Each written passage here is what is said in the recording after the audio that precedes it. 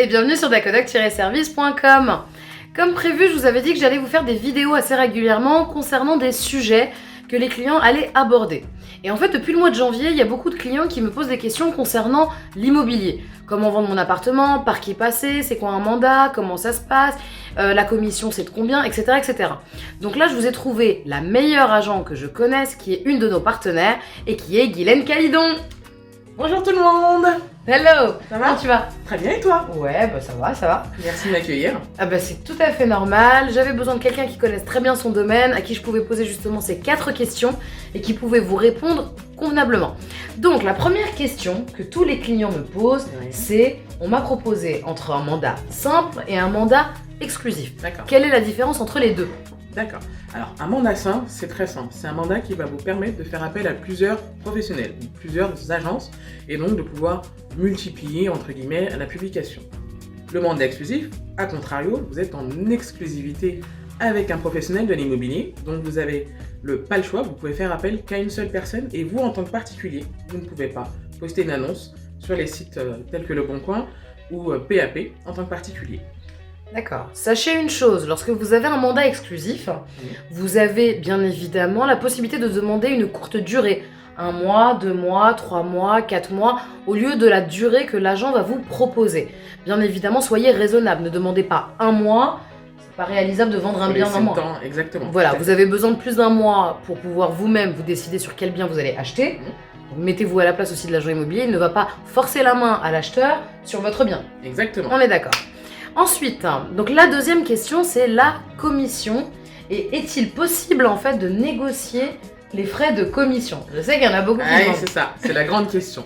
Alors, légalement, il n'est pas possible de négocier les frais de commission à la prise du mandat. Donc vraiment, quand vous faites appel à un professionnel, il ne peut pas les négocier dès le départ. Par contre, lorsque là, il s'agit d'une proposition d'achat, et donc, pour permettre que la vente se réalise, vous en tant que vendeur, que vous puissiez vendre, que l'acquéreur puisse acheter, il est possible de la part de l'agent immobilier de faire ce qu'on appelle un geste commercial pour que donc les différentes parties puissent s'accorder sur un prix et sur le bien pour que la vente se réalise. Donc en fait, en résumé, l'acheteur fait une proposition inférieure au prix qui est proposé. Exact. Et là, l'agent fait un geste commercial en même temps que le vendeur. Exactement. D'accord. Dans ce cas-là, c'est possible. Exact. Sinon, à la prise de mandat, c'est interdit parce que sinon, on appelle ça de la concurrence déloyale envers les autres confrères du marché qui auraient également pu prendre le mandat. Alors sachez une chose, sur le mandat, il doit être stipulé le taux de la commission ou le montant si c'est un montant fixe. Exactement. C'est obligatoire et ça doit être stipulé sur la deuxième page du mandat le plus visible possible. Auparavant, il est vrai que c'était toujours un petit peu caché, etc. Aujourd'hui, ce n'est plus possible. Vous devez voir visiblement apparaître le montant de la commission ou le pourcentage, de la commission sur le prix de vente. Ok. Enfin, la troisième, elle est simple. L'estimation. Comment vous faites pour faire de l'estimation? Parce que beaucoup de personnes disent j'ai acheté pour 220 000, on m'en propose 180, je ne comprends pas, je perds 40 000 euros. Vice versa, parfois il y a des bonnes nouvelles, c'est j'ai acheté à 180, on me propose à 220 000. Exact. Donc, comment vous faites pour l'estimer? Alors, comment on fait pour estimer un bien? On va également prendre toutes les caractéristiques du bien, donc sa superficie, la localisation du bien. On va surtout regarder le marché, et le marché actuel au moment où vous mettez votre bien en vente. C'est-à-dire, qu'est-ce qui est en concurrence actuellement sur le marché, donc avec des critères similaires aux biens que vous vendez. Qu'est-ce qui a été vendu dans les 6 derniers mois et surtout, à quel prix les biens n'ont pas pu se vendre sur les 6 derniers mois. Un bien qui est plus de 6 mois sur le marché, c'est ce qu'on appelle communément dans le jargon de l'immobilier, un bien qui est grillé. Et ça va nous permettre de juger vraiment le prix auquel votre bien doit être positionné pour réaliser votre vente. D'accord, donc un bien grillé, en résumé, vous mettez votre bien chez 15 agences, sur PAP, sur seloger.com, sur tous les sites, vous changez les tarifs, à chaque fois ça augmente, ça baisse, etc. Donc il faut mieux pas jouer, vous rapprocher d'un professionnel qui lui vous indiquera comment faire. Exactement. C'est plus simple. Ok. Ensuite, donc, quelle est la différence entre une agence traditionnelle, donc toutes les agences qu'on peut voir dans la rue, hein, quand vous marchez, quand vous vous baladez avec votre époux, votre épouse ou votre compagnon, mignonne. Même seul. Ou même seul. Voilà. Compagnonne. Voilà. Ou le chien. Donc, quand vous vous baladez dans la rue, tout simplement, ou alors les mandataires, donc comme le groupe IAD ou autre, c'est quoi la différence réellement?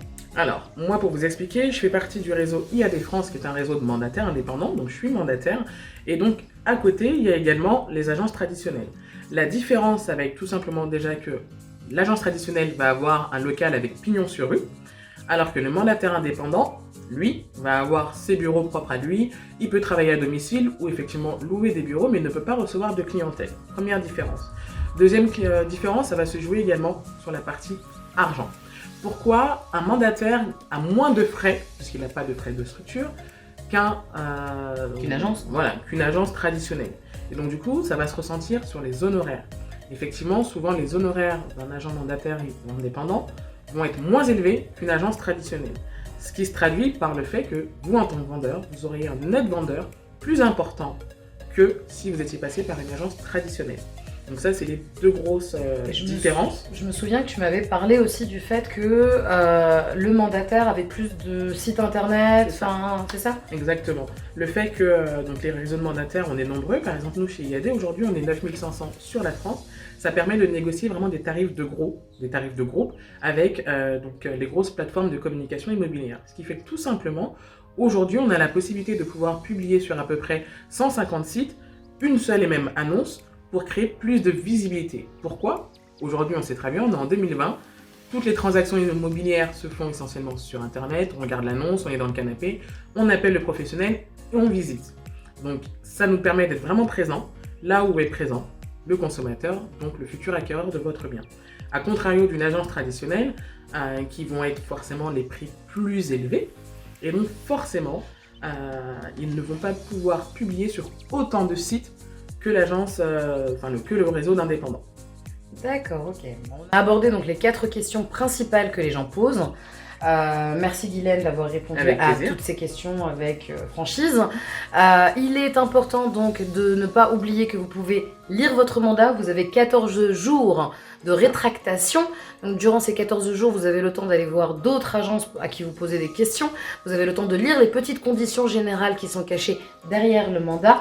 Et surtout de vous rétracter si vous ne vous sentez pas à l'aise. C'est surtout une histoire de confiance. C'est comme avec les avocats, c'est comme dans tous les domaines.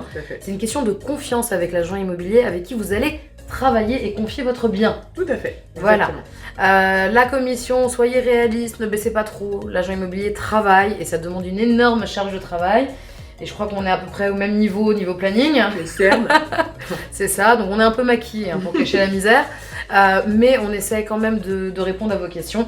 Et concernant l'estimation, faites confiance à l'agent IMO. Son intérêt, c'est de vendre le plus cher possible. Ça n'est pas de vous faire baisser votre tarif.